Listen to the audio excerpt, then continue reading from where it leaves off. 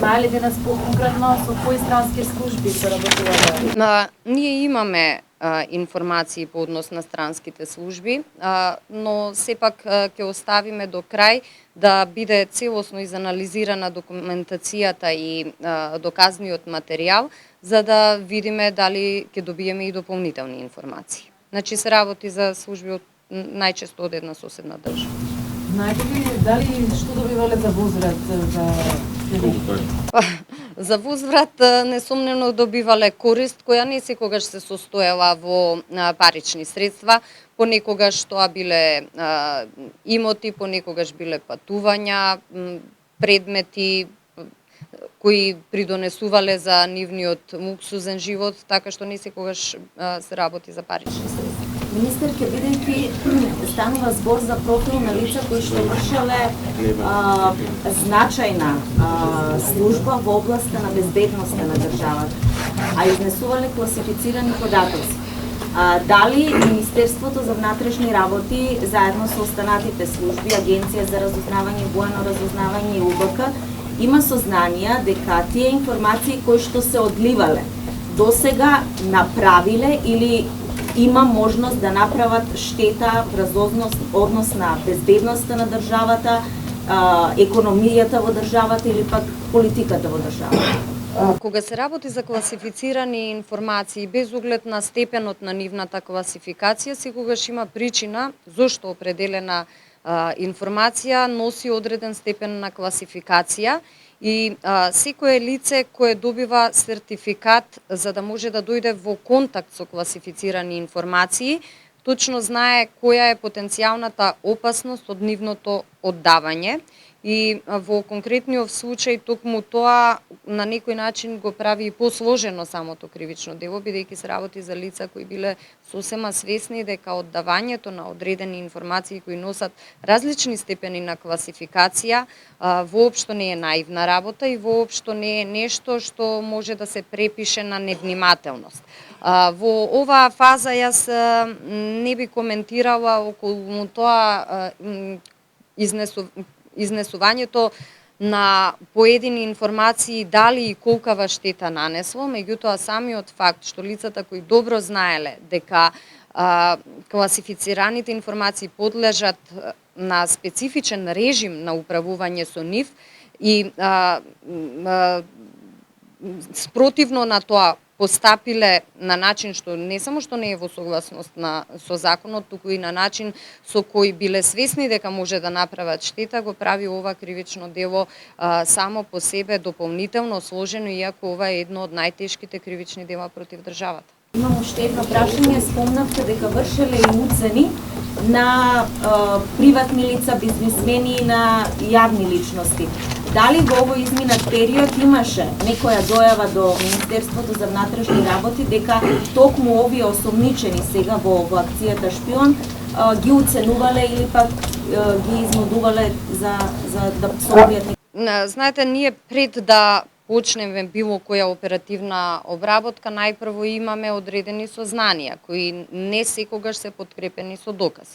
Меѓутоа, во услови кога ќе ја започнеме оперативната обработка, ние практично ја проверуваме секоја информација. А тоа значи дека или ќе ја потврдиме со докази, или ќе ја отфрлиме како недоволно аргументирана или информација за која не сме во состојба нити да поднесеме кривична пријава, нити да ги продолжиме действијата кои би воделе кон откривање на евентуалниот сторител. Значи, ваквите информации дека дел од групата, поедини членови од групата злоупотребуваат информации кои понекогаш се од доверлив карактер, понекогаш се информации за нивниот личен и семеен живот, ние од разни страни ги добивавме и токму заради тоа ги ставивме во контекст на едно подлабинско и посериозно истражување кое го направи Управата за безбедност и контраразузнавање и сето тоа на крајот резултираше со една многу сериозна кривична пријава.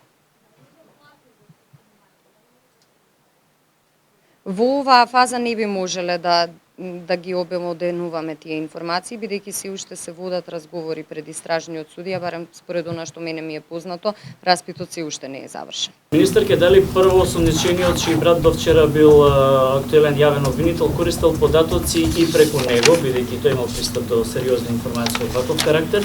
И второто прашање, дали е точно вториот човек кој не е изведен пред истражен судија дека има брат вработен во една странска амбасада, па тоа е причината за неговото неизведување пред истражен судија?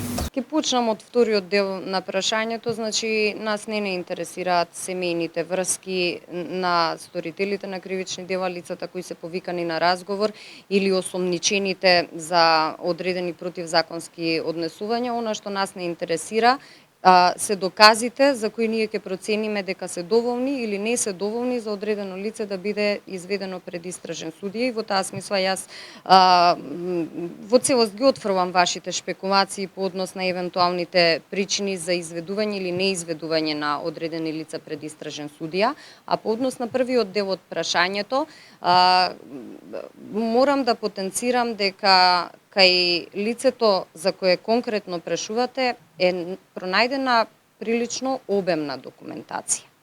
И целата таа документација е веќе предадена на одделот за крим техника во Министерството за внатрешни работи, што значи дека со нејзината подетална анализа би дошле до поконкретни сознанија кој бил начинот на кој ова лице дошло до конкретна информација или конкретен документ, бидејќи не се работи само за документи, туку се работи и за одредени информации, снимки, полски записи и така. Само да се извинувам, не шпекулирав, јас прашав дали е точно дека лицето има брат вработен во американската амбасада, да видам по-конкретно. Па јас конкретно ви одговорив дека најмалку што во еден случај не интересира се семејните врски на поедини лица кои биле повикани на разговор во полициска станица или лица кои се осомничени за сторени кривични дела или лица против кои е поднесена кривична пријава. Значи, она што нас не интересира е дали постојат доволно докази за да едно лице биде опфатено со кривична пријава, без разлика дали има или нема роднини кои работат во домашни или странски институции или дипломатско-конзуларни представништва. Тоа е најмалку релевантно. Министерке, кога се најдени овие документи кај лицето? Кога бил првиот претрес, кога е најдено оружјето или подоцна? Во друг претрес? Направени се повеќе претреси, различни документи се најдени во различни фази. Документите прв пат кога беше најдено оружјето кај него? Или тогаш се најдени? Значи јас веќе ви одговорив. Се најде оружје, значи и тогаш се најдени действително? Дел од предметите кои укажуваат на кривичното дело се обезбедени претходно, дел се обезбедени сега.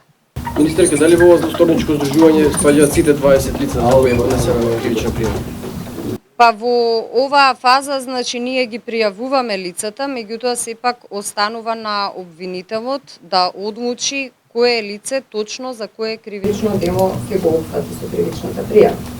Дали беа користени примерки и колка временски период?